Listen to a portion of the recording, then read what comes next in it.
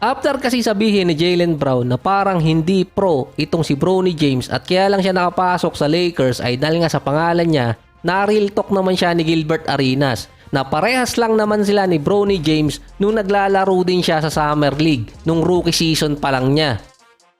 Dahil halos parehas lang din naman sila ng stat line nun. After kasi ng sinabi ni Jaylen Brown, bigla namang nabuhayan si Bronny James sa Summer League. Nanalo sila versus Atlanta Hawks at yung panablang 3-point shot ni Bronny. Meron siya nung 12 points at 5 out of 11 mula sa field. Hindi noon naglaro si Dalton Knecht. Kahit yung first overall pick ng Atlanta, hindi na rin naglalaro. Nang sumunod naman na game, panalo ulit ang Lakers sa Cleveland. 13 points, 5 rebounds, 3 assists, 2 blocks at 5 out of 10 si Bronny James. Nabuhayan siya matapos i-trash talk ni Jaylen Brown. May total siyang 25 points, 6 rebounds, 10 out of 21 mula sa field sa last 2 games. Dahil si Bronny binabash ng mga fans dahil sa performance niya, yung isa namang rookie at top pick pa lalong nababaon ngayon. Ang sunod kasing makakalaban ng Lakers ay Bulls. Ang impressive rookie pa doon si Matas Buzelis. Last game niya kontra Lakers sa Summer League. Kung papasok naman sila sa playoffs ng Summer League, meron pa silang mga games doon. Si Matas at si Reed Sheppard yung top picks na maganda yung pinapakita sa Summer League. So dati nagawan ko na si Chairman Sheppard. Si Matas versus Warriors meron 28 points, 5 rebounds at 4 out of 8 mula sa 3-point area. Versus Detroit naman, 18 points.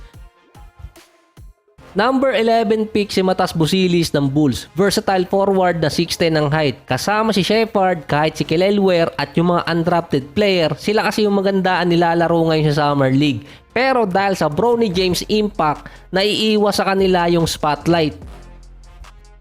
Dito naman nabagsakan ng low light yung number 2 overall pick na si Alexander Sarr. Versus Sacramento Kings, meron siyang 2 points, 11 rebounds, 4 assists, 1 steal at 1 block. Natakot tumira si Sarr dahil meron lamang siyang 6 attempts nun. Nung last game niya, ni-roast pa siya ng mga fans versus Portland. 0 out of 15 mula sa field. Yun ang pinaka-worst na stats ng isang player sa Summer League na top pick pa. Tinalo pa siya ni Anthony Bennett.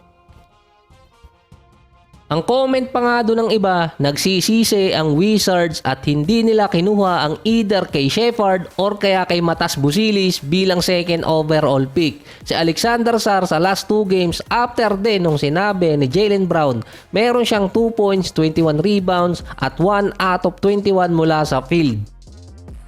At least meron kasing 14 attempts si Alexander Sarr sa mga games siya sa Summer League na after niyang ma-roast versus doon sa Portland, biglang bumagsak yun sa 6 attempts. Mukhang natakot ng tumira. Ang sinabi niya kasi sa interview, defensive player naman kasi siya at rim protector. Kasi totoo naman na defensive player talaga si Alexander Sarr at yun talaga ang pinaka-point nung scouting report sa kanya papasok ng NBA draft. Sabi pa nga ni Alexander Sarr sa isang interview, ito na yata yung nakita niyang worst box score sa kanyang buong karir habang nasa Wizards.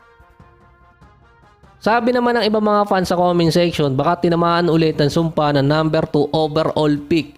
Kaya hindi maganda yung nilalaro ni Alexander Sarr. Doon kasi ang pick na marami naging drop bust. Pero nitong mga nakarang taon, parang bibihira na ang naging drop bust doon. Mula kasi 2020 hanggang 2023 so far, ang naging drop bust doon si James Wiseman. Pero pwede pa siyang bumawi.